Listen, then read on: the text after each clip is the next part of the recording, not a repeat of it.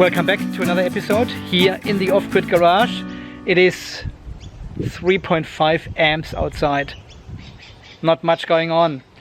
Ideal conditions to turn off the system and do some modifications. I have told you in the comments already, I have ordered some bus bars for the electrical enclosure because I cannot connect the charge controllers on the same stud as the inverter is. The stud is just not long enough and I don't have a full thread of the nut to hold everything down. So many people have suggested get some bus bars into the cabinet and connect this all properly. So I did. I had a look around what's available, what bus bars. Plusies had some amazing bus bars, $170 each. Said, yeah, probably I'm a bit too tight for that. A piece of metal, you know, a piece of metal and 4 or 5 studs in there. 170 Australian dollars. So I kept searching, had a look and found some really nice looking bus bars on Amazon. So I ordered them and they have arrived yesterday. They were in the mail. I was waiting for them for a couple of weeks now actually. Well, I made a mistake and I ordered them in the US. This is bad for several reasons. First of all, it takes a long time to get this equipment over here to Australia. This was like 3 weeks now until, yeah, it was 3 weeks and the bus bars have arrived yesterday. So then I opened them, they all looked good, they all looked fine, everything was nice. But then I realized, yes, of course, because they are made in the US, they are using this weird size of nuts and bolts and everything, and the thread is not, it is an 8mm stud, but the thread is 5/16 of an inch or something. I don't know, why would you do that? You measure the length in meters and not in feet, and the speed in kilometers per hour and not in miles per hour. And then you've got grams and not pounds or ounces or whatever you use over there. Why would you? So anyway, I had a look yesterday at these bus bars last night. Let me take off these covers here. Oh, they all look good, eh? They're all very nice. And I've got 3 additional screws here where you can actually fit 4mm ring terminals on and connect something else 48 volt related, like well, for example, like a fan control maybe. So this is a 250 amp bus bar and we've got 4 8mm studs, so the 8mm ring lugs, they actually fit perfectly. If the camera focuses, yes, see, they fit perfectly. And also, look at this shine. They polished the bus bar to fit my battery terminals. Huh? How good is that? Was I wrong with polishing the terminals? No, look at this. Mirror-like.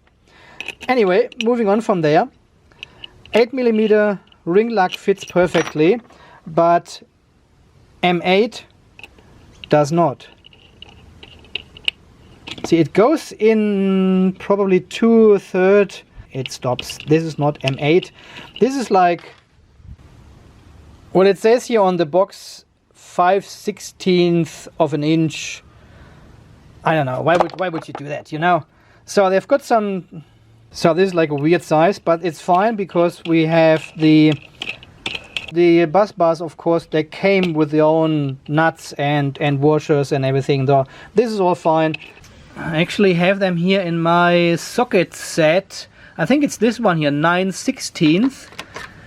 I never used them before because we have no need. Yeah. So this socket fits perfectly over these nuts to tighten them. So I've got the right tools here to get this all done.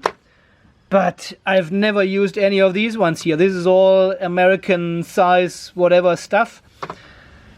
Useless for me. Well, and this was the second mistake, ordering something made in the US, because the sizes of your socket wrench and your spanners do not work with these ones. But apart from that, they're really looking good. Very big, very sturdy. Nice shiny bus bar. 250 amps. I'll put the link down below if you want to order them. They're coming in a pair, black and red. And yeah, so we now have to mount these 2 bus bars inside the cabinet. And this is problem number 3, which doesn't have anything to do with ordering in America, but where shall I put them? I was under the impression I get them one on this side and the negative on this side and then connect them from below, but they are so large they would just cover all my cutouts here, all my cable inputs for the inverter. So this does not work. So what I will do is now I will put them in this way and then have a short cable from the terminal from the inverter down here to the first stud, and then the bottom stud will be my connection to the battery, and all the charge controllers, they will connect in between to the other studs. And I will have them fairly close to each other here, so I thought, so here's my idea, because they are fairly close together and I have to connect, well, the cables for the charge controller from this side and then would have a cable running around to the other side, which looks really bad, and we get like a bird's nest of cables then eventually. Oh, this shine, I like it. So I came up with the idea, why not stagger them a little bit and just put the cables underneath the positive to reach the negative terminal. So what I have done is I have just cut off these plastic supports here, these little feet, and lift the positive bus bar up just a bit to get the big cables through it.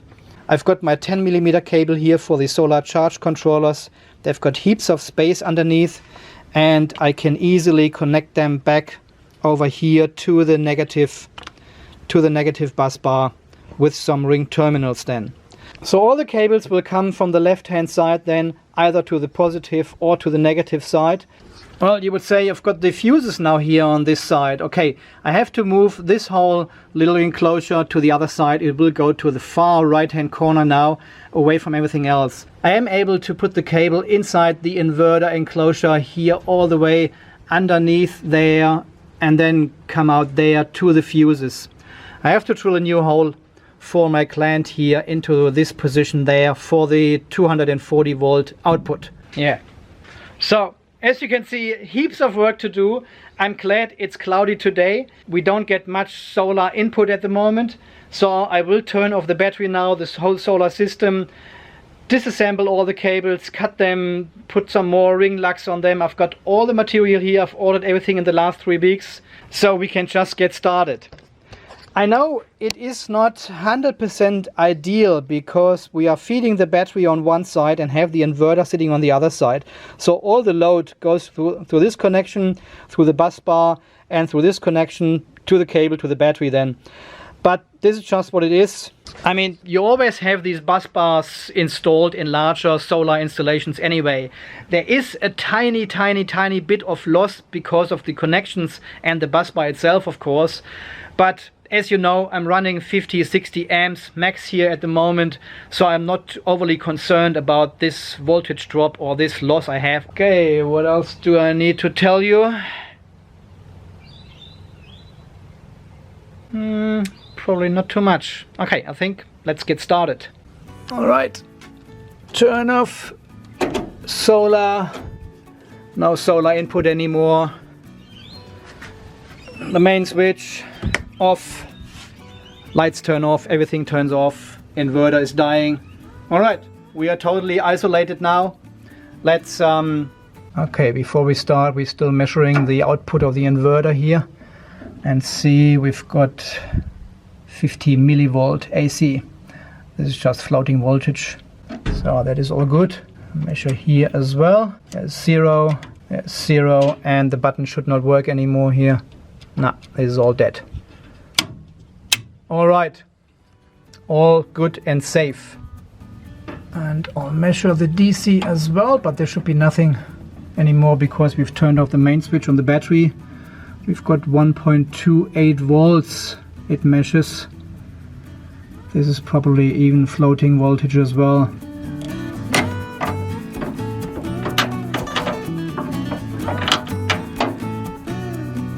To be honest, that feels a bit like a reset now. Holy shit. Everything is gone now. We've got a plank mounting plate here in the background and we can start from scratch now. Okay, so I've just used double-sided tape here to hold them in place, just to have a look how it looks like afterwards. We've got our fuses here for the 240 volt output, and then we've got the negative and positive bus bar here to connect to our inverter, and at the bottom connect to our batteries here with this cable.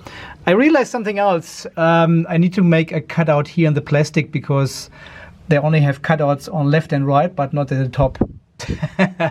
Something else I didn't think about when I ordered them, but that's fine. It's just the plastic cover needs to go a little bit here.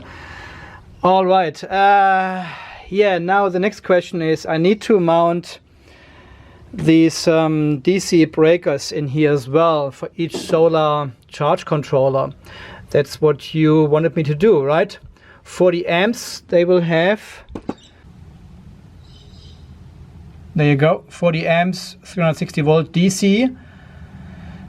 And I potentially need 3 of them because we will have 3 solar charge controllers in this cabinet eventually.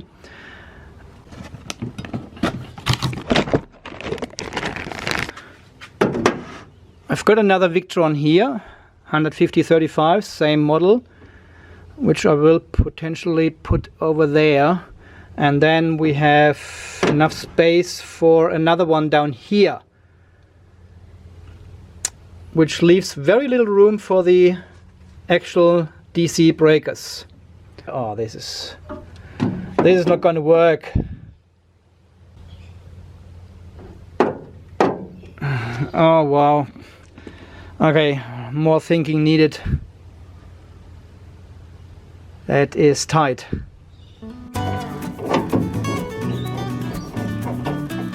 So, boys and girls, that's how it looks like. Everything is mounted now so far. We can start recabling. We've got the DC circuit breakers on this side now, coming from the solar charge controllers, and then we've got only a short, very short lead here from the positive to the positive, and from the negative feeding through here to the negative terminal, which is very good because these breakers, they protect your cabling, not your actual charge controller. It's more, you know, the shorter these cables are from the bus bars to these circuit breakers, the better it is. It is still tight, but doable, I think. Okay, it's now time to cut the battery cables off and make them work like this. I've got a little bit of play here with the ducting and everything, so which is good. So it doesn't need to be 100% accurate. I can still push or pull a little bit on the cable. Fantastic, works for me. All right, cut them off, crimp them, and then we've got the offcut here to make new cables from here to this stud.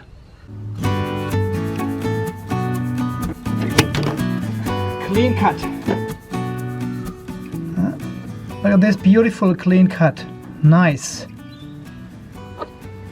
Ah, my favorite tool ever. It is a bit tight in here with this big machine. Got it. Okay, let's pump it.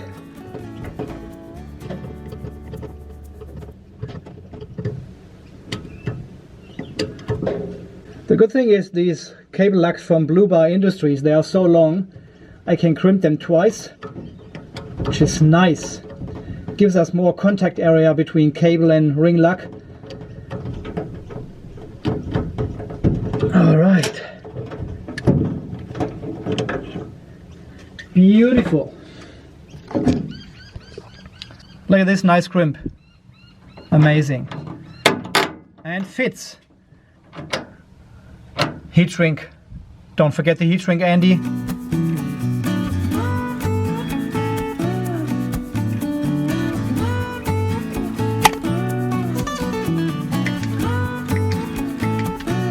Look at these beautiful crimps it makes with these lugs.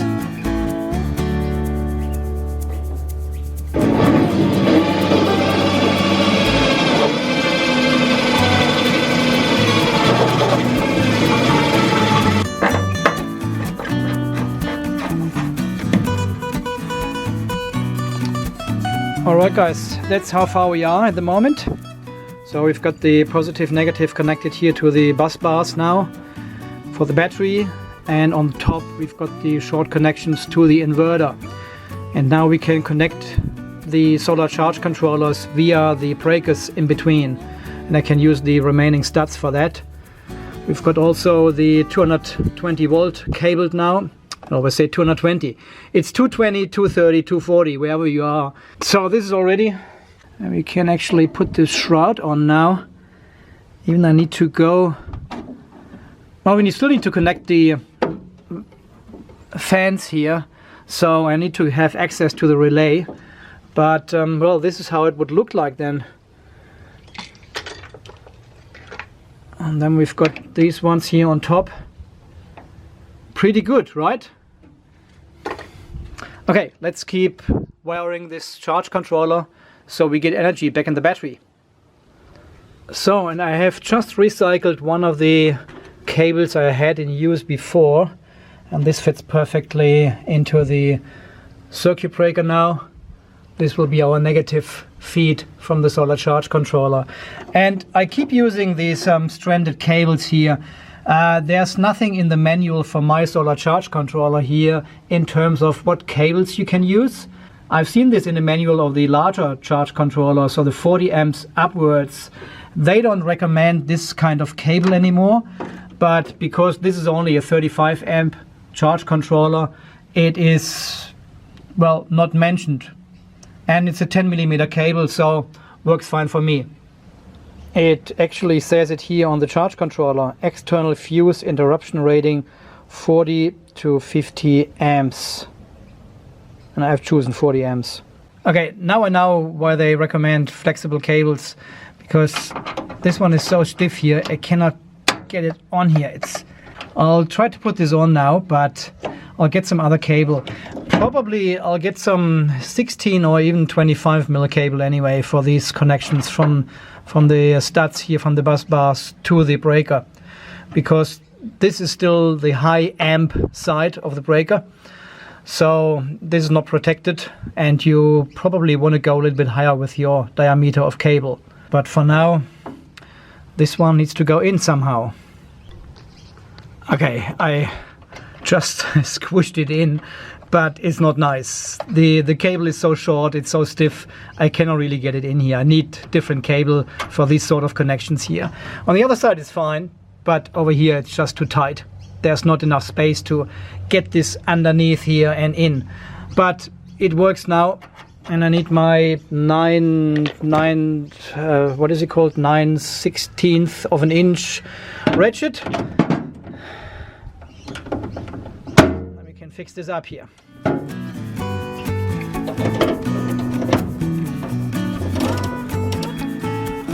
And look what I've just received. Here's my rail system for my solar extension, and more goodies in this box.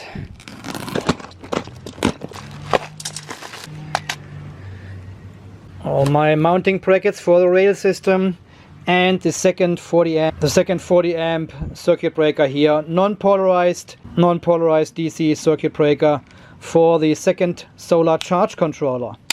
Stage 2 is coming. And the good thing is, the kids are coming home over Easter, so they can give me a hand with the solar panels. I'm sure they are really pumped to help me.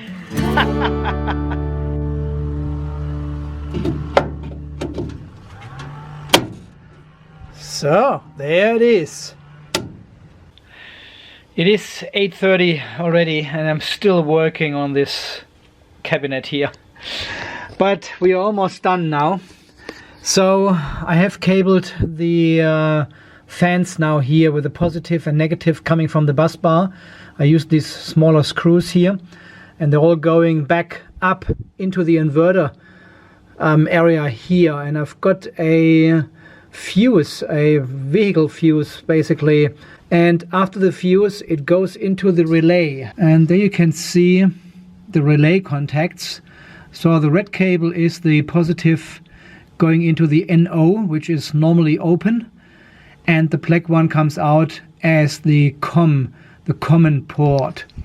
And then they go into this spiral tube thingy situation here, going all the way down there, going in here, and then connecting to our little screw terminal up here.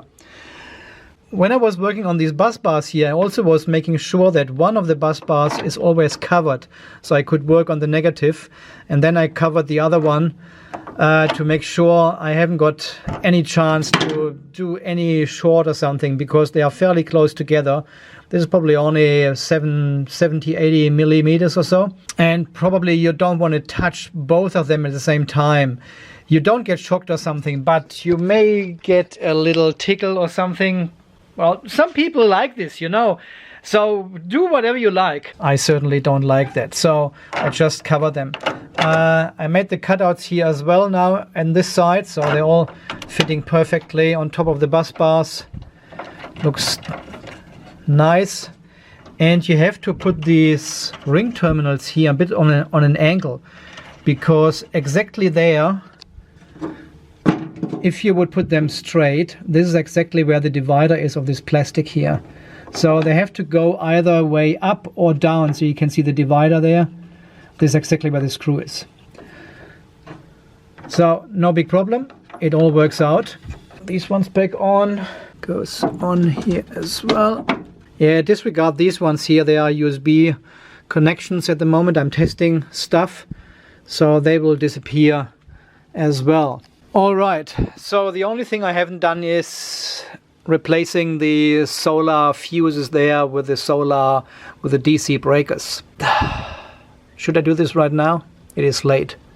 I probably do this tomorrow. Okay, where's my app? Okay, so let's go into the Victron app. We can see the inverter here and 3VA. That's, oh well. Okay, relay mode is off at the moment here, and just let's turn this one on to fan. So this means if the fan is coming on of the inverter, it turns on, it closes the relay and turns on our external fans as well at the same time. So this would be my preferred mode, but I want to see if the fans are actually working. So I can just put this on inverter. That means as long as the inverter is inverting, the relay is closed. Okay, let's try that and see what happens. Oh, I could hear a click.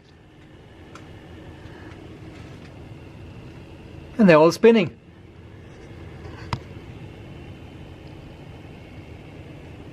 They're all spinning. Nice. It works. It works, guys. All right, let's close the enclosure. All right. Oh yeah. Ooh. That is quite a lot of air coming out of here. And what about here? Oh yeah. I can feel the air being sucked in. Oh, nice. Perfect. It works. This is our intake with the filters. Wow, yeah. You can really feel the air going through your fingers here. And this is our exhaust. Lots of air coming out of here. Nice. Nice. All right, guys. I think I call it a night now. I need to edit this first video from today anyway, so yeah, let's do the fuses and the breaker replacement tomorrow. And we also have the BMS to replace and test. And I've got so much other stuff on my workbench I want to show you. It will be amazing. So there's heaps more to come over the Easter break now. Oh my guys. Oh, as always, thank you so much for watching. Thanks for all your support here on the channel. Stay charged, stay safe. And we will see us again tomorrow with the next episode here from the Off-Grid Garage. The solar battery vlog. I'm so happy this works. I hope it's enough airflow to keep everything cool inside here. Yeah, pretty good so far. I'm pretty happy. Alright guys, I'll catch you in the next one. See you then. Bye bye.